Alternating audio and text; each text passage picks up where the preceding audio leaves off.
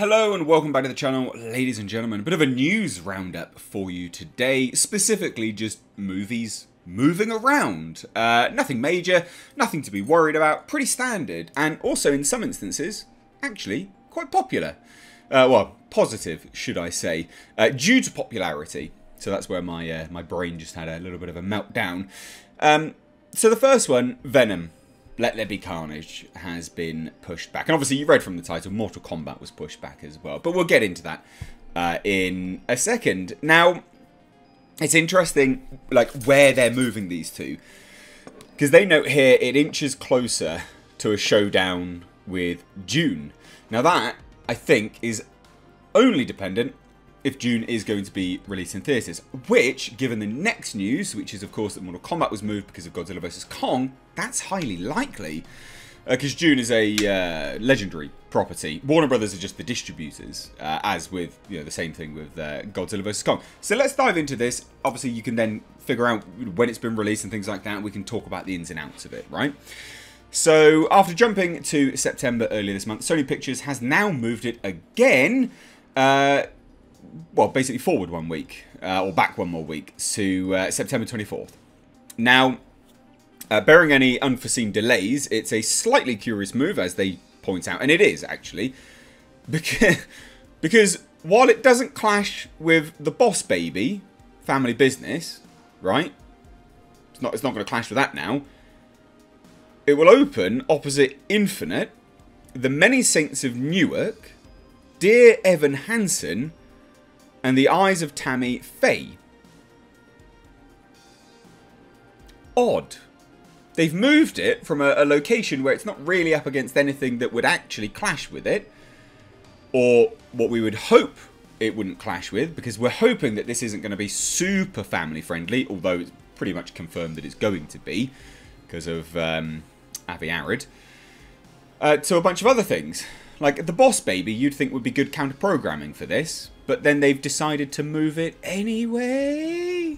Very odd. Very odd, ladies and gents. Thought I'd move my mic up here. So there you go. And then, of course, it slowly inches a little bit closer to June. Not massively.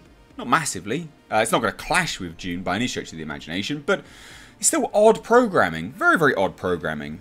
Now, the move also sets it on a potential collision course. They note potential, but I disagree. With Denis Villeneuve's June, which opens the following week. And then obviously MGM's No Time to Die on October 8th. But I can't see this. I can't see this being a clash specifically with June. I think if people who are going to be into this will probably be into June anyway, and they'll watch both. I think the individuals that just like this probably won't just like June, or vice versa. It definitely shares a sort of a fandom mentality, but I don't think it's bad programming. I just think it's a really bit odd that it moved from, competing with the Boss Baby, which it would do fine against. It would be, in my head, it would be fine against that. I don't really understand that logic, but never mind. And then obviously they note here, oh yeah, it does move further away from Shang-Chi and the Legend of the Ten Rings. Maybe that's something that Marvel asked them to do anyway. We don't know quite what the deal is that they have running at the moment. They may have asked them to do that. So there you go. I mean, that's interesting, I think, personally. It'll be interesting to see what, what happens with this movie in general. Andy Serkis as director, I think is going to potentially bring it. I think it's going to be really, really good fun. But there you go. Venom, Let There Be Carnage has been pushed back. Now the next news, ladies and gents. And again, this sort of crosses over into this current news with June anyway, because they're banking on this basically being released in theatres, which is positive. Long live theatres. So Mortal Kombat. Mortal Kombat has been moved back by 1 week, giving Godzilla vs. Kong extra breathing room. Now, I think this is a decision by not only the studios, but I think that this was sort of pushed out there a little bit by Warner Brothers, the distributors, because it's important to note, like, Legendary made Godzilla vs. Kong. Legendary own the MonsterVerse rights. It's Legendary's. And I think the likelihood of what happened here is that you know, although Warner Brothers have a 25% stake, they can still indicate some things of distribution. And as they're distributing Mortal Kombat, I would imagine, due to the popularity of Godzilla vs. Kong and the potential money that they are going to make from it being in theaters, as well as on HBO Max, of Godzilla vs. Kong, I think Warner Brothers may have made the decision to say, hey, we're going to distribute this, but we're going to push it back a little bit.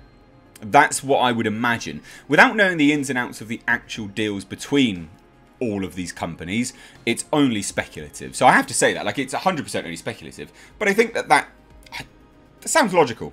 It sounds like it makes sense to me. So there you go. Let's dive into this article a little bit more for a little bit more background.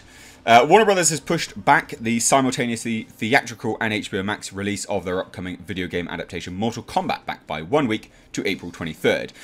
Now, as far as I was concerned, it wasn't a sole Warner Brothers production. So if it was, then yeah, they absolutely made that decision because they wanted to get some more kickbacks from Godzilla vs. Kong.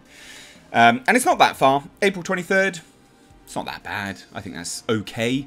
I think people will be rightfully annoyed if it continues and persists and then, yeah, it doesn't. Well, I guess similarly to Godzilla vs. Kong, where they just kept changing the dates, as that becomes very frustrating. And I think as well, Warner Brothers will be really, really stupid if they keep doing this with Mortal Kombat, because there is a lot of buzz for Mortal Kombat. Don't squander it. Do not squander it, Warner Brothers.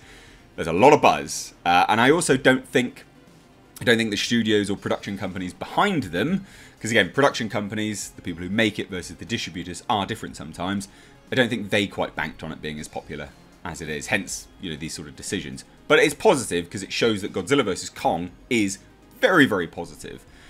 In all of these instances, it's nothing but good news because, you know, Venom moving and potentially competing with Dune is a good sign because they're moving it, because there's potential for theatres to be strong and alive and good, and I love that. That's good for me anyway. Just because I like the theatre experience. And then this is good because we've got positive news because Godzilla vs. Kong is all positive, ladies and gents. Oh my god. I'm allowed. Mr. H being positive.